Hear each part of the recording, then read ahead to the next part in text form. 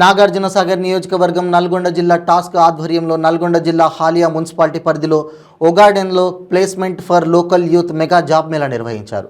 ఈ కార్యక్రమంలో నాగార్జునసాగర్ నియోజకవర్గ MLA Nomula Bhagat, task manager Pradeep Reddy హాజరయ్యారు. ఈ జాబ్ మేళాలో సుమారు 2000 మందికి పైగా రిజిస్ట్రేషన్ చేసుకోగా సుమారు 20 కంపెనీలు పాల్గొనడం జరిగింది.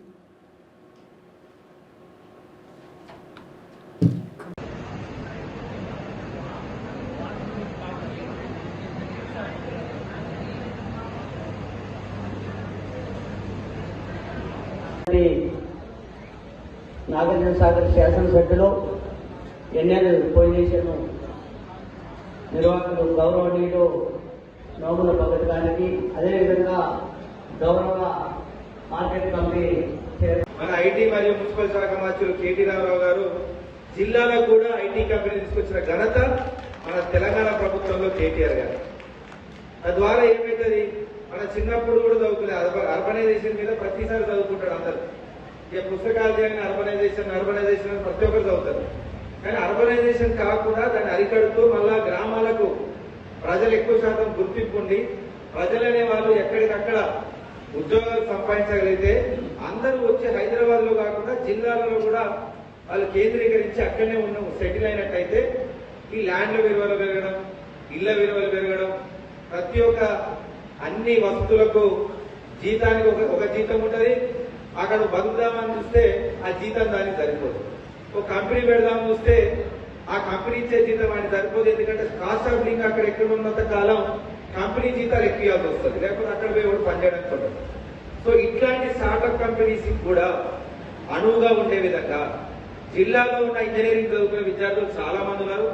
సో వాళ్ళందరికీ కూడా అనుగుణంగా మంచిగా పనికొచ్చే విధంగా ఐటీ కంపెనీస్ కి జిల్లాలో మారిస్తే ఖచ్చితంగా పిల్లలు ఆ జిల్లాలో ఉన్నట్టయితే వాళ్ళ కాస్ట్ ఆఫ్ లివింగ్ తక్కువైనప్పుడు, వాళ్ళ ప్రాజెక్ట్ కాస్ట్ తక్కువైనప్పుడు మంచి మంచి కంపెనీస్ కి అవకాశం వచ్చి కొత్త ఐటీ సెక్టార్ ని, కొత్త రంగం ప్రతి ఒక్కరిని కూడా ముందు తీసుకెళ్లే క్రమంలో మన తెలంగాణ ఐటీ మరియు మున్సిపల్ శాఖ మంత్రులు కేటీఆర్ గారు ఒక మంచి ఆలోచన చేసి ఈరోజు ఐటీ కంపెనీలు జిల్లా వారీగా ఉండాలని చెప్పేసి మన ఐటీ సెక్టార్ సంబంధించినటువంటి పెద్ద పెద్ద ఆ బిల్డింగ్లని ఈరోజు నల్గొండలో కూడా ఇప్పుడే మన మిత్రులు ప్రదీప్ రెడ్డి గారు చెప్పారు.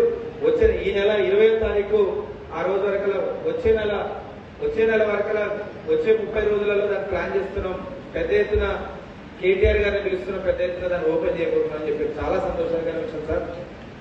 దీని ద్వారా ఏమవుతుందంటే ఇక్కడ వచ్చే ఐటీ కంపెనీలకు ఈరోజు ఈ ఒక్క నియోజకవర్గమే కాకుండా మిర్యాల కూడా, దేవరకొండ, నల్గొండ కొన్న పెద్ద ఎత్తున దాదాపు 15,000 మంది ఆల్రెడీ అక్కడ అటెండ్ అయ్యారు. ఈరోజు ఇక్కడ ఇంత పెద్ద జాబ్ మేళా చేయడానికి ముఖ్య కారకులైన మన కంపెనీ ప్రతినిధులు ప్రతి ఒక్కరికి పేరు పేరున అందరికీ ధన్యవాదాలు.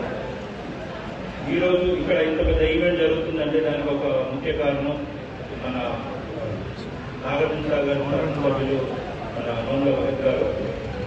వారు మేము నల్గొండలో జాబ్ మేళా చేస్తాను ఐడియా చేసిన అదే రోజు సాయంత్రం మాకు కాల్ చేయడం జరిగింది. కాల్ చేసి మాకు కూడా ఇక్కడ నిరుద్యోగ యువత చాలా మంది ఉన్నారు, వాళ్ళు కూడా ఎన్నో ఉద్యోగ అవకాశాల కోసం వేచి చూస్తున్నారు.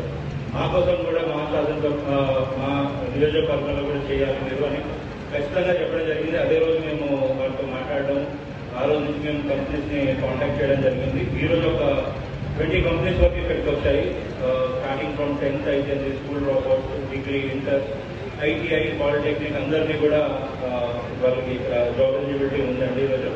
సో 20 కంపెనీస్ కి మంచి ఎలిజిబిలిటీతో ఉన్న అందరూ రావడం జరిగింది. మాకు ఆన్లైన్ లో కూడా దగ్గర 1000+ రిజిస్ట్రేషన్స్ అని, అండ్ ఇక్కడ కూడా ఇంకొక 2 నుంచి 3,000 వరకు ఎక్స్పెక్ట్ చేస్తున్నాం. ఈరోజు సాయంత్రం వరకు ఉంటారు ఇక్కడ అందరూ కంపెనీస్. అందరూ మెజారిటీగా హైదరాబాద్ నుంచి వచ్చినారు. ఇక్కడ లోకల్లో మీరు ఎప్పటి నుంచో వెయిట్ చేస్తున్న మిజాలు కూడా రెడ్డి ల్యాబ్స్ కూడా ఇక్కడ ఉన్నారు మన కోసము. ఇవన్నీ కాకుండా నాకు ఒకటి మన ఎమ్మెల్యే గారు అడగడం జరిగింది. ఇక్కడ మా దగ్గర కొంచెం ఫిజికల్లీ ఛాలెంజ్ పీపుల్ కూడా ఉంటారు, అంటే వికలాంగులు కూడా ఉంటారు.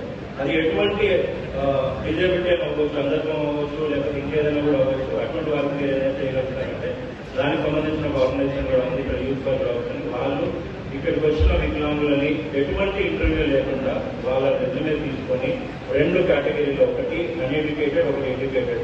అన్ఎడ్యుకేటెడ్ వాళ్ళని దానికి సంబంధించిన కంపెనీలో పెడతారు. ఎడ్యుకేట్ అయ్యి వికలాంగులు ఎవరైనా ఉంటే, ఫిజికల్ డిజేబిలిటీ ఉంటే వాళ్ళని ట్రైన్ చేసి కార్పొరేట్ కంపెనీలో పెట్టడం జరుగుతుంది. సో దానికి మన భగత్ గారికి మనం అభినందనలు తెలియజేసుకోవాలి. ఎందుకంటే ఇటువంటి ఆపర్చునిటీ మేము వెళ్ళాము, కానీ ఈ పర్టికులర్గా మాకు ఇలాంటి వాళ్ళకు కూడా కావాలని ఎక్కడ అడగలేదు. అది ఆయన మంచి హృదయానికి నిదర్శనం. Thank you so much Bhagat గారు. సో